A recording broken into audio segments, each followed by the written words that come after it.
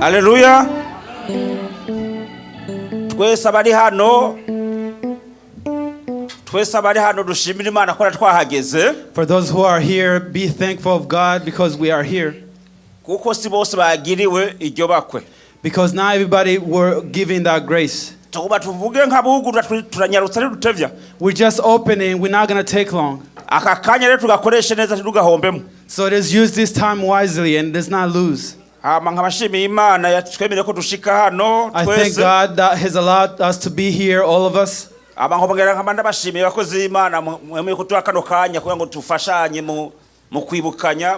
I thank the servants of God who has given us these times for us to remind one another. I also want to give you, first of all, the book that we're going to read. The things that we want to remind one another is in Revelation. It's going to be chapter 13. Chapter 13 from 16 to 18. That's going to be Revelation. Chapter 13. That's starting from 16 to 18.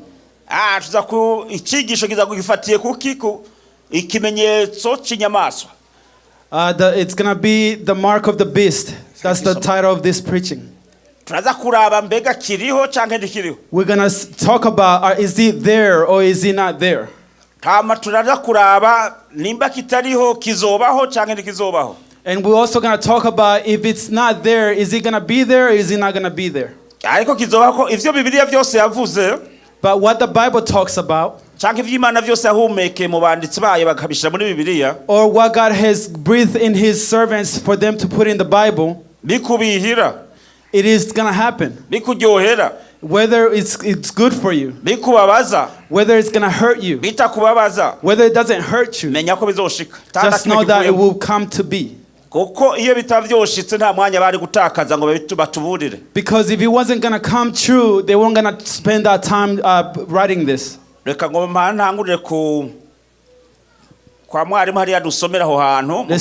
with the Evangelists. Let them read this area, and I will follow. And then we will interpret. Cumi na gatatu ku murongo wa cumi na gatandatu kugeza kuri cumi n'indwi kugeza kuri cumi n'umunani haravuga ngo kigera ko bose aboroshe n'abahambaye n'abatunzi n'aboro n'abidegemvya n'abagurano bashirwa kw'ikimenyetso ku kiganza c'iburyo canke mu ruhanga 17 kandi ko hatagira umuntu yemererwa kugira icagura canke icashora atari ufise ico kimenyetso nico zina rya cagikoko canke igitigiri c'izina ryacu 18 aho niho ubwenge buserukira ufise ubwenge naharure igitigiri c'ico gikoko n'igitigiri c'umuntu igitigiri caco n'amajana 666 dusaba Imana idufashe. Amen. Let us read in English. Also it causes all, both small and great, both rich and poor, both free and slave, to be marked on the right hand or the forehead, so that no one can buy or sell unless he has the mark, that is the name of the beast or the number of its name. This calls for wisdom.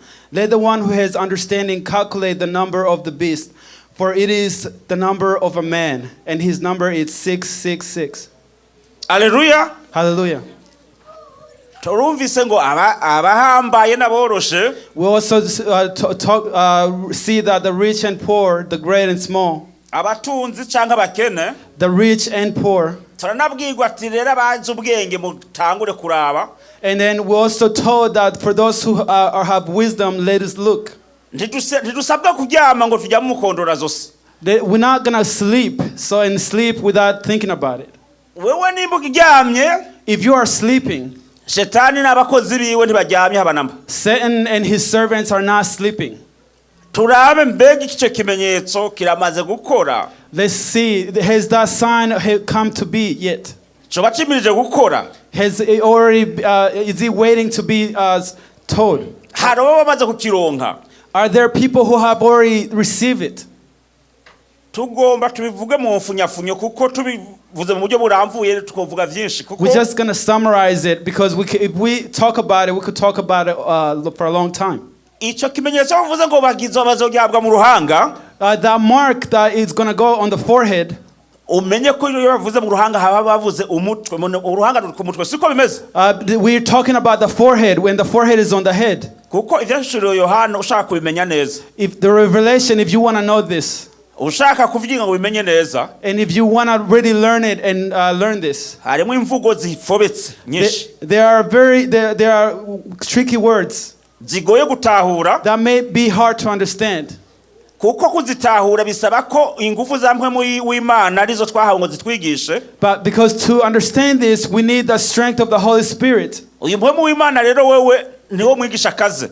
This Holy Spirit, He's the great teacher. Ntabimunanira gusigurira ishengero ryiwe mu gihe bimusavye. Nothing is going to be hard for the Holy Spirit to interpret. Isn't that true, servants of God? Nuko bimeze namwe bw'ishengero nuko mutaza kuvyemera nuko bimeze. This is how it is, and that's how you're supposed to know. This is how it is. Ngo abahambaye n'aboroshe. The great and small. Ngo bazohabwa ico ki? That they will receive the kimenyetso mu gahanga no ku kuboko kw'iburyo. The mark on the forehead or the arm. Ubwa mu ruhanga, first of all, it's going to be on the forehead. No kuvuga ni mu bwenge bwacu, imbere mu bwenge. That's going to be in our brain or inside our brain. Kuko muri izi mvugo zikoreshwa hano muri mu vyashuro Yohana. Because in these talks that we hear in the book of Revelation, bagenda bakoresha imvugo ngereranyo. They kind of use words without pointing to the main thing.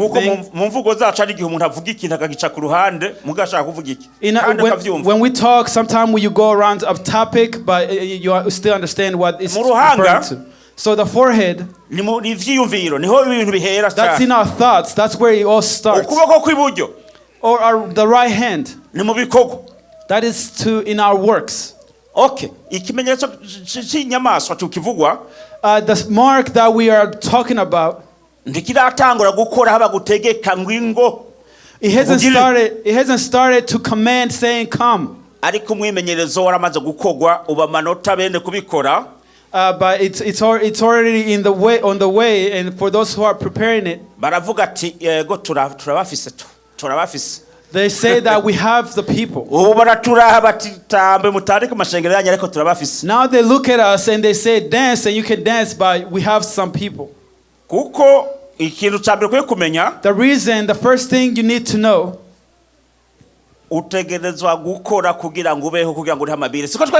you are supposed to work. You have to work in order to pay bills. Isn't that how it is?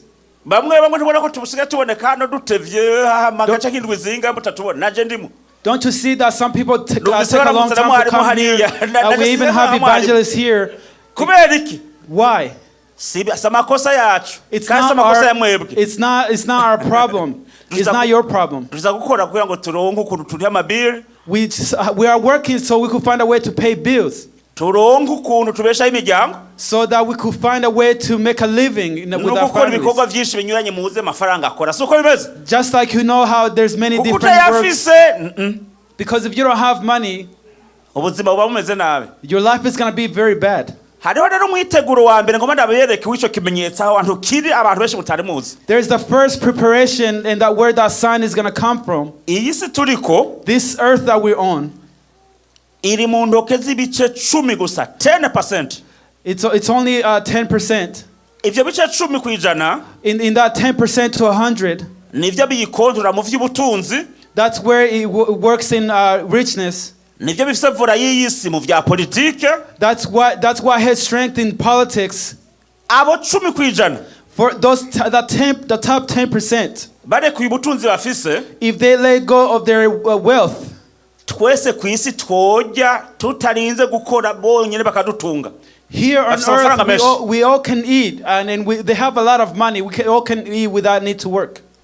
abo rero nibo bategura ino migambi yose muri kwisi. Those the top 10%, they're the ones who are preparing all these plans here on earth. Aba nibo bamenya ngo iyi si dukeneye kutumbera no murongo. They the ones who know that this earth needs to be in line. Muramumva ngo hano ngo American government have the power to print money. Siko baravuga. Here you hear that the American government has the power to print money. That's because if you have $1 without taking time, if you turn it around, you're going to see the pyramid. And it's going to see the eye. And it's going to be words in Latin. It's not going to be written in English, it's written in Latin. Why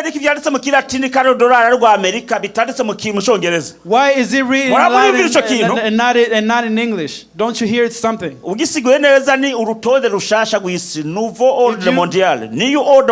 If you translate that very well, you're going to find that it's the new world order. Because why doesn't this country pay its debts? And here, if I want to use something, if I have to take debt, I'll feel like I'm crazy. Those top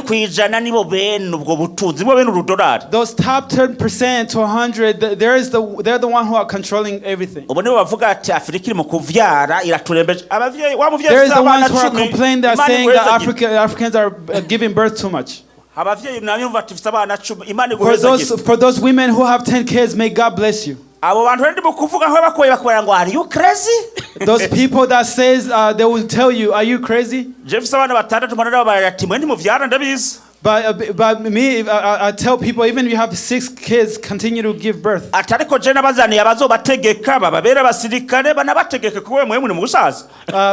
I've brought younger people so that they could be leader in place of the people who are getting old. Because here on earth, without anybody to come and be replace the old people, isn't that how it is? This mark that's being talked about, they want that their plans for us to be in their plan. I told you that they're still preparing. They haven't said that Amli, you have to learn or else we're gonna give you the mark. But when they prepare, they've been preparing for many years. I told you that the dollar is not for this country, it has its own owners. The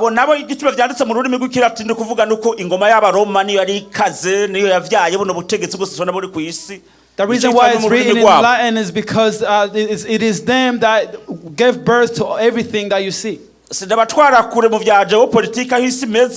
going to take you far as far as the politics goes.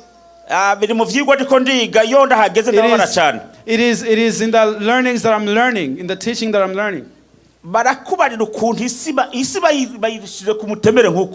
They will tell you how the earth is, and they have the earth in their hands. They say that those people who are praying, what are they doing? Don't you? Why aren't you fighting with a wife that you have married? So you refused. We're not gonna give you money. Don't you see how the people who are rich have the word?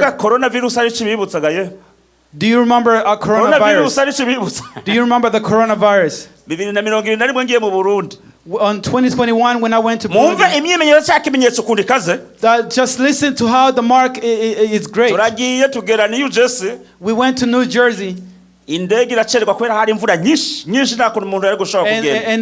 airplane was delayed because there was too much rain. And the tests for corona were finishing. nibukundi mukenyezi umuzungu nyerizina abana. I remember a woman that was white. Just listen to how this preparation is very great. White people that they're going to tell you have to do the test, because if you don't do the test, you're not going to go on the plane. And then the white lady is like, oh man, they're crazy. And then they say, here's the certificate. And then they said that here's the shots, 3 shots. They gave it to me already. And in the plane that's coming, I'm just talking about the preparation. I'm not talking about the mark yet. Those who are still listening, just wave your hands so for you guys, for you to see the coronavirus. Here we forgetting about the corona. Now we just hear the sounds. You already see the war that's happening here and there. The way this earth is right now, you can see there's a lot happening. The reason why I'm telling you this is the preparation, those people will say this, that you were hurt by the war, that I'm coming, I'm going to bring peace, you're not going to see war ever again. And then now that you can see that Trump, their voices are very high. Do you know the word that he's using? That he said that just pick me. Elect me. That I will sit in the White House one night and it's all going to be finished. And Putin is his friend. And Zelensky is also his friend. Even Hamas says that we know each other.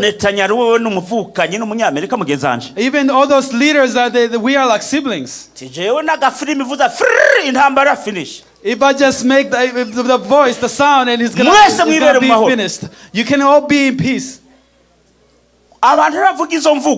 Those people who are talking about this type of talks, this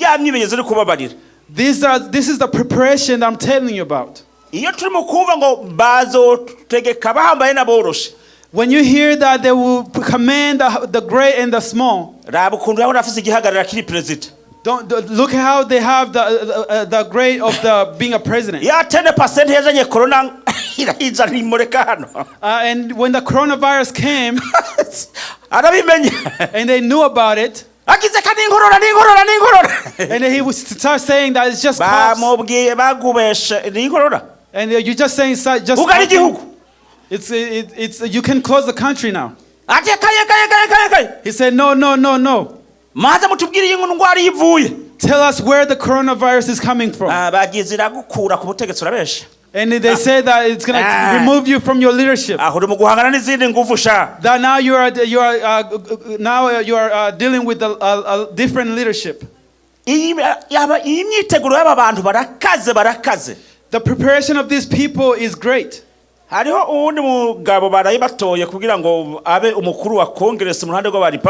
There's a new leadership in Congress.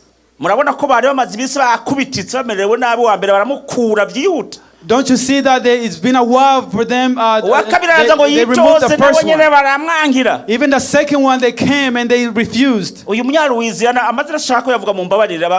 this person from Louisiana said, they came and prayed. And this new leader, there's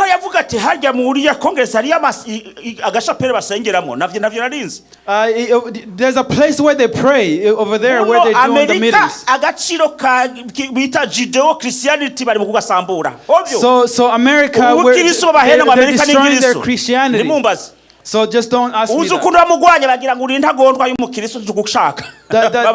The way they say that you are coming to pray God. nukuvuga iyo uwo muntu asenga ya nteguro y'ikimenyetso ari mu kugira person praying, when they're praying, that what they're doing ari mu is kuyisambura they are destroying it. nawe aravuga ati nzobandanya senga bakavuga ati n'umugore wawe arasenga tubakeneye Imana yacu. They say that I will continue praying, but they say that even your wife, if they pray, we don't need you here. Ngo bandangize none Amerika nimba batwara ngo ningirisi yubakiye ku mishinge bita Judeo Christianity kubera iki yanga mu utegetse asenga. So that if America's built on Christianity, why should they hate the person that prayed? The way I'm telling you this. Uyo muntu arimo gusenga ni danje kuri iyo nteguro ayibangamiye. That person that's praying, that is kind of a start into that preparation, that they're really careful with it. Okay, mukugira ngo mpeze ninde musenzi yari hanejo mu bantu afite imyaka mike haguruke. Who was a prayer warrior yesterday that was younger? Ninde yari hamuri mwebwe? Very good Muhoza. Urabona Muhoza ukuntu angana? Do you see Muhoza the way she's young? Ujya Muhoza yinje mu mpama gasenga. If Muhoza went and prayed, do you see how young she is? Iyo 10% yibizicuya. That 10% they start sweating. They start praying, then they start being afraid. This earth that we're on, I see that you're bored. The reason why this book of Revelation, they don't want it to be taught, that is because it's talking about their plans very well. And they talk about this earth and how to lead it. Because this earth, they're destroying it in terms of politics, in believing, in faith, in wealth. Another person told me that you're driving a taxi, don't you just want to quit? That is my sister in Canada. And she's a prayer warrior too. That you are taking these people who are going to commit adultery, and you say, and I said that I'm going to take them too. I asked them that where you work, if you work in a company, is it a company of a pastor? If you work in a hospital, was it built by a bishop? And they couldn't respond to me. What I'm going to tell you is this. We're going to the same word that when Jesus said that I'm going to send you a sheep into the world. And so be smart like snakes. And when I talk about the top 10%, they're the ones that have the worth in their hands. That is why the leader I just told you about, they're fighting against them. That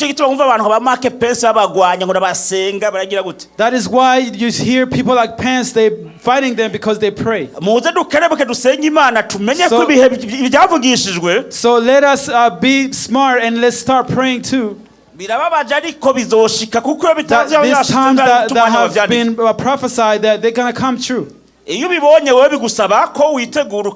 When you see the signs, just know that this earth is not yours. Jesus